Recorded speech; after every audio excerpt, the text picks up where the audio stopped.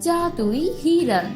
बहुत दिन पहले एक नदी के किनारे जंगल के पास एक बाबा रहता था।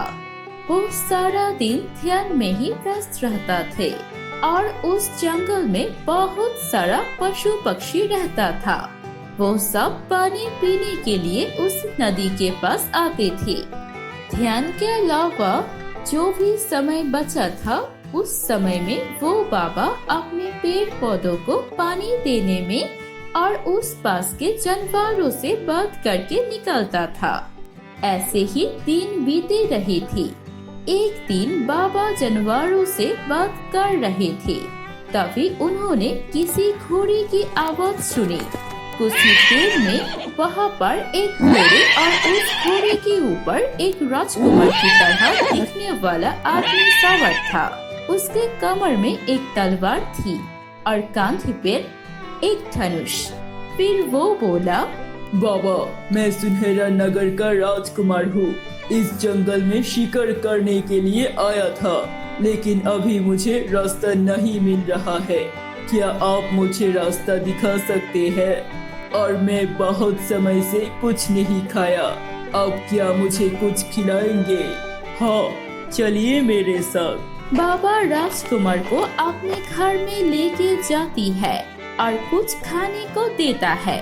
खाते खाते राजकुमार की नजर दूर खड़ी एक हिरन पर पड़ती है और वो उसे शिकार करने के लिए अपने धनुष को हाथ से पकड़ने लगती है।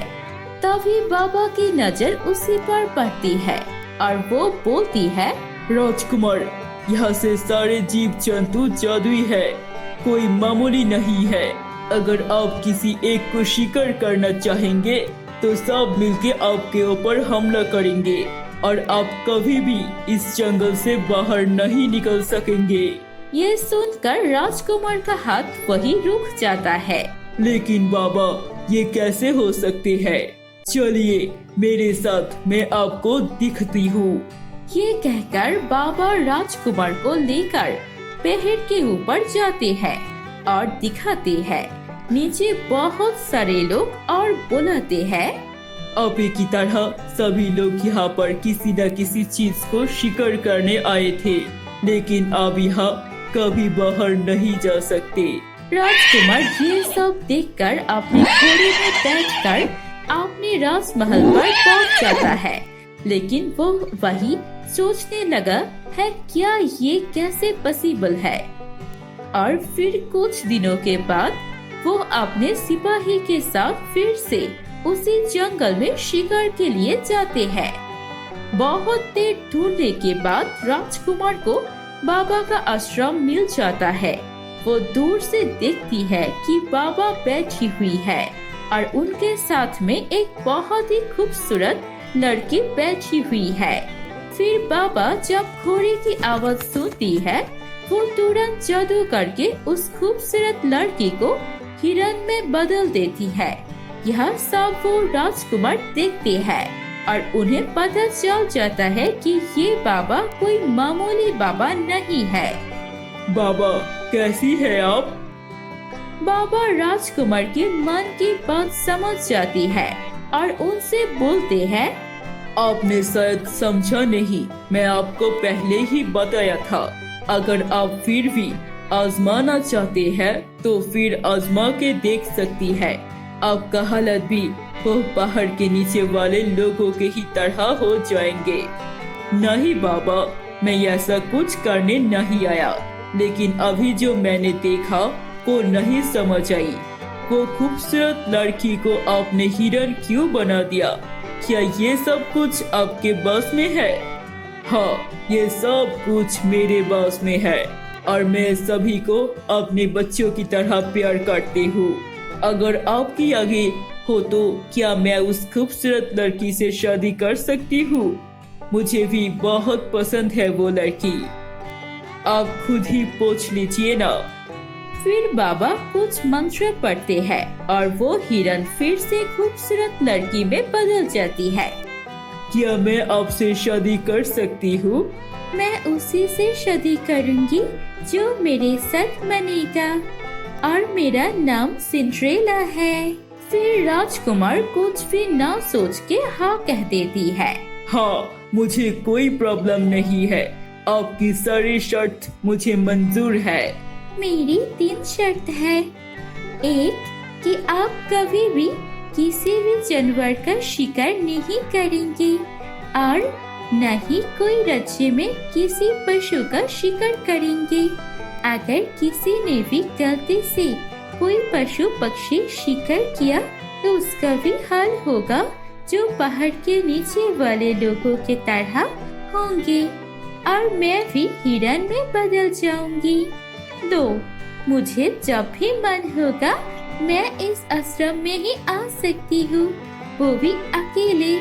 और 3, हमारे महल के आसपास कोई जंगल बना नहीं होगा जिस जंगल में हर तरह के पशु पक्षियाँ होंगे और उन्हें कोई शिकार नहीं करेंगे। अगर आपको ये सारी शर्तें मंजूर है तो ही मैं आपसे शादी करूंगी। ठीक है, कोई बात नहीं, मुझे आपकी सारी शर्तें मंजूर है। फिर वो बाबा उन दोनों की शादी करा देती है। शादी के बाद राजकुमार सिंड्रेला को लेकर राजप्रासाद में चले जाती है। राजा और रानी उन दोनों के देख के बहुत खुश हो जाती है।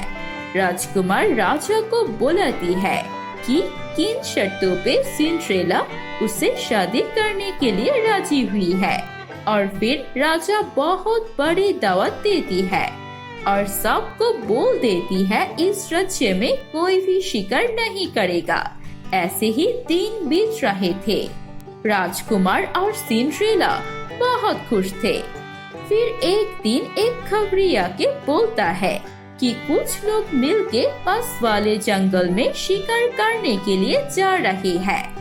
ये सुन के राजकुमार उनके घोड़े लेकर उसे जंगल में जाते हैं। जब वे शिकारी एक हिरनी की तरफ तीर फेंकने लगती है, राजकुमार उस तीर के सामने आ जाती है और राजकुमार को वो तीर अपने सीने में लग जाती है।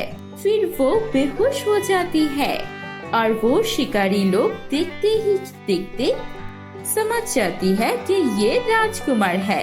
फिर वो राजकुमार को अपने साथ राजमहल लेकर आती है। तब तक सिंड्रेला एक हिरन बन चुकी थी। हिरन सिंड्रेला राजकुमार को देखकर बहुत रो रही थी और उसे आंखों से बहुत आंसू बाहर आ रहा था।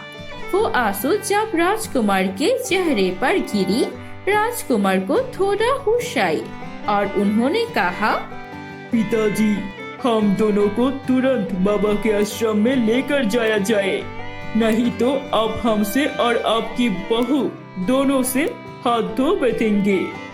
फिर राजा ने तुरंत राजकुमार और सिंड्रेला को एक घोड़े में बैठा के आश्रम के पास लेकर गए। फिर राजा और रानी बाबा के पैर में गिर गई और बोलने लगी, हमारी सिर्फ एक ही बेटा और बहू है, आप दया करके इन्हें बचा लीजिए। फिर बाबा उनसे पूछती है, मैं दोनों का कुछ कर सकती हूँ, पहले आप यहाँ बैठी है। क्या आपके बेटे की उम्र कितनी है, बताइए। 24 साल है। कम से कम 24 दिन लगेंगे आपके बेटा राजकुमार को होश में आने के लिए, और मैं अभी आपको बहू को हिरन से लड़की बना देती हूँ। ये कह के कुछ मंत्र पढ़ के वो बाबा जब हिरन के ऊपर थोड़ा पानी छिड़कते हैं, हिरन तो वही हिरन फिर से सिंड्रेला बन जाती है। ऐसे ही 25 दिन बीत जाती है।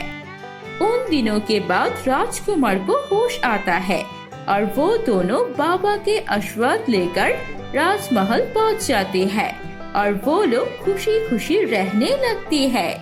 तो दोस्तों, कैसी लगी आपको ये कहानी, मुझे कमेंट करके जरूर बताएं। फिर मिलेंगे आपसे कोई नई लेकर कहानी।